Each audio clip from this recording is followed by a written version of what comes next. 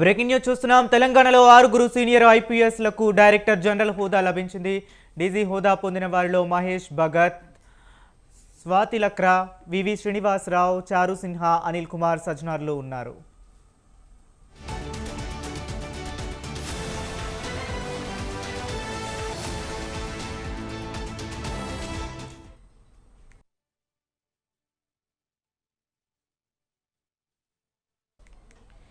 తెలంగాణలో 6 senior ఐపీఎస్లకు director general హోదా లభించింది. డీజీ హోదా పొందిన వారిలో మహేష్ భగవత్, స్వాతి లక్రా, వివి శ్రీనివాసరావు, చారు సిన్హా, అనిల్ కుమార్ సజ్జనార్లు ఉన్నారు.